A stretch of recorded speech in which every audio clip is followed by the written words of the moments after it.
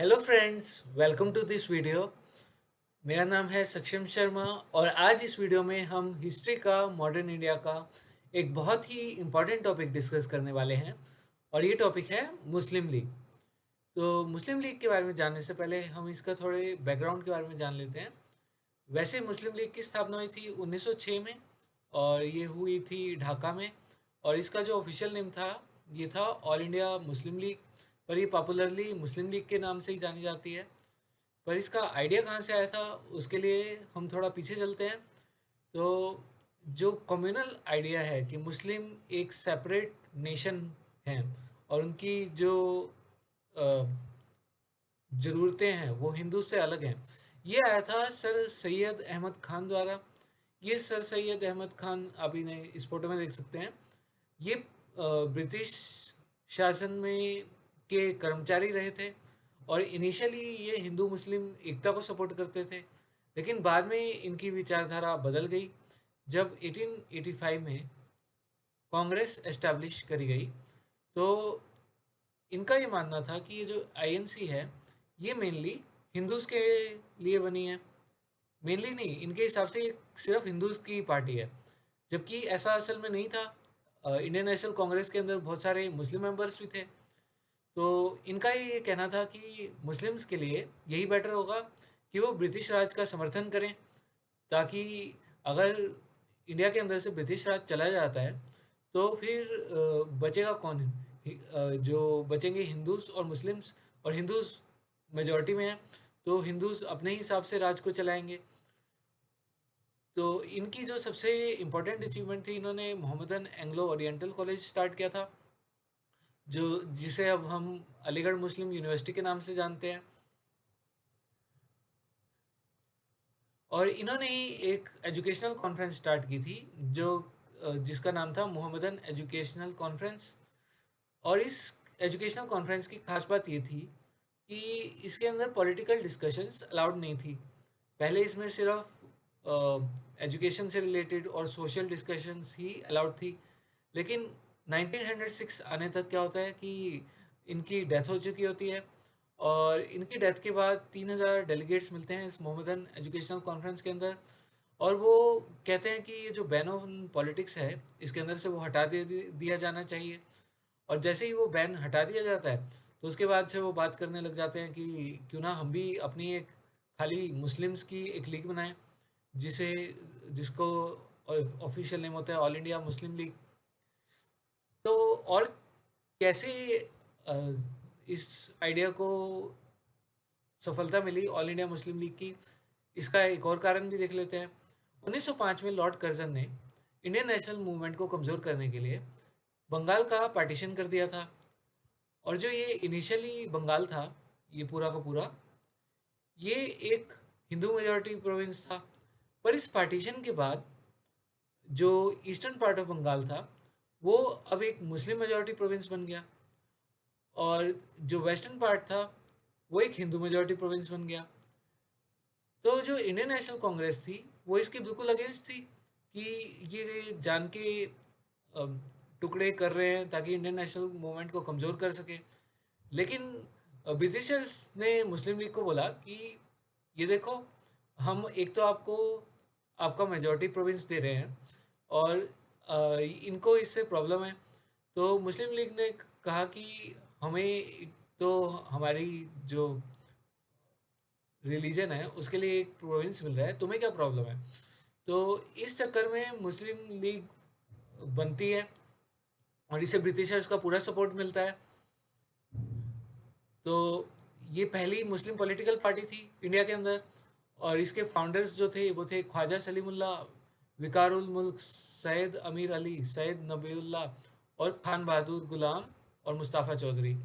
और जो पहले प्रेसिडेंट बनते हैं इस मुस्लिम लीग के वो हैं सर सुल्तान मोहम्मद शाह, जिन्हें आगा खान के नाम से भी जाना जाता है।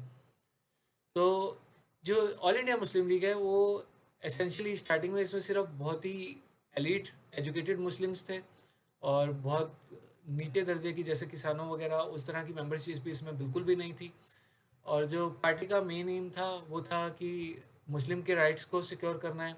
और ये यूजुअली इन्होंने हमेशा ब्रिटिश गवर्नमेंट के साथ लॉयल्टी पे ही जोर दिया है, मतलब ये समर्थक थे ब्रिटिश राज के इंडिया के अंदर, और उसी के अंतर्गत रहते हुए ये ब्रिटिशर से ज़्यादा पॉलिटिकल और सिविल राइट्स डिमांड करते थे ताकि इन्हें कंसेशंस मिले उनका सपोर्ट करने के लिए।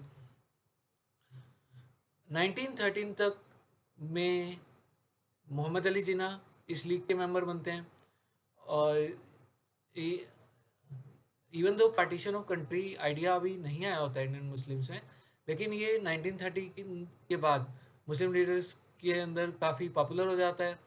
और जो लीडर्स होते हैं लीग के, वो एक प्रोपागेंडा शुरू कर देते हैं कि हिंदूज़ और मुस्लिम्स एक नेशन नहीं है, और उनकी जो ज़रूरतें हैं वो अलग अलग हैं, क्योंकि उनके सेपरेट कल्चर्स हैं और आइडेंटिटीज़ हैं।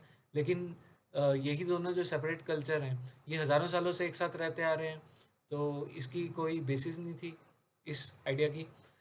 1940 में जिन्ना एक स्पीच देते हैं लाहौर के अंदर, उसके अंदर वो बात करते हैं कि किसी भी हालत में हिंदू और मुसलमान एक नेशन के अंदर रह ही नहीं सकते, और उसी के बाद से टू नेशन थ्योरी स्टार्ट हो जाती है। और इसके कारण पार्टी के अंदर भी एक टुकड़ाव आता है।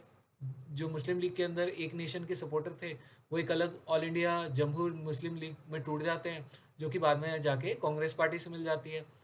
1937 में क्या होता है कि मुस्लिम लीग पहली बार, जब गवर्नमेंट ऑफ इंडिया एक्ट आ चुका होता है 1935 में, उसके बाद इलेक्शंस होते हैं और मुस्लिम लीग उसमें बुरी तरह से हार जाती है। इवन जो उनकी खुद की, जहाँ पे उनको सेपरेट इलेक्टोरेट्स दी होती है, वहाँ पर भी कांग्रेस 59 सीट्स ले जाती है उन 125 मुस्लिम सीट्स में से, और मुस्लिम लीग की यहाँ एक बहुत बड़ी हार होती है, जबकि कांग्रेस की इस इन इलेक्शंस के अंदर बहुत बड़ी जीत होती है, और वो मेजॉरिटी प्रोविंसेस में अपनी गवर्नमेंट बना पाते हैं। लेकिन क्या होता है कि 1939 में कांग्रेस से बिना पूछे जो ब्रिटिश गवर्नमेंट है वर्ल्ड वॉर में इंडिया को अपनी साइड डिक्लेयर कर देती है, और कांग्रेस मिनिस्ट्रीज इसके बिल्कुल खिलाफ होती हैं। वो कहते हैं कि पहले हमें इंडिपेंडेंस दो, उसके बाद हम आपको सपोर्ट करेंगे वर्ल्ड वॉर में। तो इसके प्रोटेस्ट में जितनी भी कांग्रेस मिनिस्ट्रीज हैं वो सब रिज़ाइन कर देती हैं, और जब वो रिज़ाइन कर देती हैं तो उसके बाद मुस्लिम लीग वो उन बची हुई सीटों को, उन सारी सीटों को जिनसे कांग्रेस ने रिज़ाइन किया होता है, उन पे मुस्लिम लीग आ जाती है। और जिन्हों ने इस डे को डेलिवरेंस डे के नाम से सेलिब्रेट किया, तो उसके बाद मुस्लिम लीग पावर में आ जाती है।